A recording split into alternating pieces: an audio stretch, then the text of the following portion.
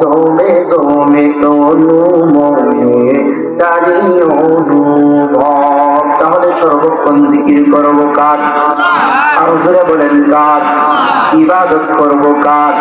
খালি না কোনো ল্যাংটা বাবা, জোরে বলেন ল্যাংটা বাবা। আপনাদের এই পাপ নাই এমন ন্যাংটা বাবা আছে যাদের দরবারে গাঞ্জা টানা হয়, জোরে জোরে বলেন ঠিক কিনা? আমি নিজে দেখছি, এটা পাবনা জেলায় লালন শাহ আছে না নাই? আমার বুঝে আসে না, কুষ্টিয়া পাবনার পাশে, আমি নিজে গিয়েছি, আমার সাথে মুফতি সাহেব আছেন, মুফতি বেলাল হোসেন রংপুরি সাহেব আছেন, তিনিও দেখেছেন। দেখলাম যে একটা আলাদা আসনই আছে যেখানে মানুষ খালি গান গাইতে, গাঞ্জা টানা যে হারাম এটা সবাই তো জানে, জোরে বলেন ঠিক কিনা? আমার বুঝে আসে না এই মানুষগুলো গাঞ্জা টাই না কিভাবে আল্লাহকে পাইতে, ওদের মতো বেআকুল বেহায়া নাকাস্তা নালায়েক আর একটাও নাই, জোরে বলেন ঠিক কিনা? তাহলে সর্বক্ষণ জিকির করবো কার? ইবাদত করবো কার? বন্ধুগণ আমার, গাঞ্জা টেনে যদি মাওলারে পাওয়া যাইতো, গাঞ্জা টেনে যদি মাওলার প্রিয় হওয়া যাইতো, হারাম কাজ করে যদি আল্লাহর প্রিয় হওয়া যাইতো, তাহলে আল্লাহর নবীর সাহাবীরাও করতো, জোরে জোরে বলেন ঠিক না? আল্লাহর নবী তাহলে ওই গাঞ্জার বিরুদ্ধে আলোচনা করতেন না, হারামের বিরুদ্ধে রুখে দাঁড়াতেন না।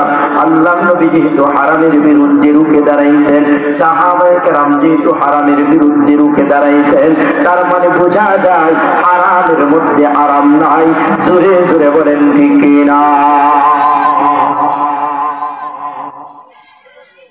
পাবনার মুসলমান, তাহলে বলতেছিলাম যে মানুষগুলো ডান হাতে আমলনামা পাবে ওই মানুষগুলো সর্বক্ষণ জিকির করে কার? আরো জোরে বলেন কার? ইবাদত করে কার? আল্লাহ। ওই মানুষগুলোকে ডান হাতে আমলনামা দেওয়া হবে।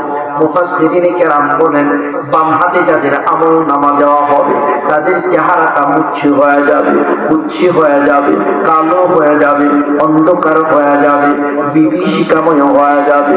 কেমন করে গো? বাম হাতে আমলনামা আসলে কি অসুবিধা বলতে পারেন পাবনার মুসলমান? দিলের কানটা লাগায় শোনেন। মুফাসসিরিনে কেরাম বর্ণনা করেন যখন আল্লাহর ফায়সালা হয়ে যাবে আমলনামা দেওয়ার জন্য, ফেরেশতারা যখন আমলনামা হাতে নিয়ে দাঁড়ায় থাকবে বান্দাকে দেওয়ার জন্য, যারা ডান হাতে আমলনামা পাবে তাদেরকে ডান হাতে দেওয়া হবে, তারা জান্নাতে চলে যাবে। বাম হাতে যাদের আমলনামা দেওয়া হবে আল্লাহ বলবে দাঁড়াও দাঁড়াও, আগেই বাম হাতে আমলনামা দিও না। ফেরেশতারা বলবে কেন গো আল্লাহ? আল্লাহ ডেকে বলবে শোনো, তাদেরকে একটু ভিন্ন কায়দায় তাদের আমলনামা দেব। মুফাসসিরিনে কেরাম বর্ণনা করেন কেমন ভিন্ন কায়দায়? মহান রব্বুল আলামিন বলবে ওই নাফরমান দুনিয়াতে হায়াত পাইয়া, দুনিয়াতে জিন্দেগি পাইয়া, আমার নিয়ামত খাইয়া, আমার জমিনে চলিয়া, আমার নিয়ামত পাইয়া, আমার নিয়ামতের অস্বীকার করছে, আমার দ্বীনের বিরোধিতা করছে, এই কারণে আজকে তার বাম হাতে আমলনামাটা ভিন্ন ভাবে দিব। জোরে জোরে বলেন নাউযুবিল্লাহ।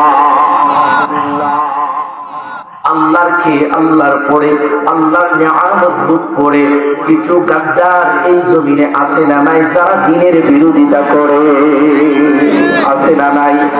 জোরে বলেন আছে না নাই? আল্লাহু আকবার। বেশি কিছু বলবো না, আমি রাজনীতি আলোচনা করিও না, কিন্তু আমরা দেখেছি গত 16 বছরে আমার বাংলার জমিনটা এমন হয়ে গিয়েছিল, এই জমিনটার মূল মালিক কে? আরো জোরে বলেন কে? ভয় পাচ্ছেন? আমি রাজনীতি আলোচনা করব না, শুধু একটা জিনিস বুঝাইতে চাই, বেঈমানের একটা পরিচয় দিতে চাই, গাদ্দারের একটা পরিচয় দিতে চাই, নাফরমানের একটা পরিচয় দিতে চাই। এ পাবনার মুসলমান, যেই জমিনটাতে বসে আছেন, যেই জমিনটাতে বসে আছেন কোরআনের আলোচনা শুনতেছেন, এই জমিনটার মালিককে আওয়াজ দিয়ে বলে। সন্দেহ আছে? সন্দেহ আছে? বন্ধুগণ, এই জমি আল্লাহ ইবাদত প্রশ্নের জবাব দেন, এই জমিনের মধ্যে যে আপনি বসে আছেন আপনার মালিককে? সন্দেহ আছে? সন্দেহ আছে? বন্ধুগণ, আপনার মালিক আল্লাহ, আমার মালিক আল্লাহ।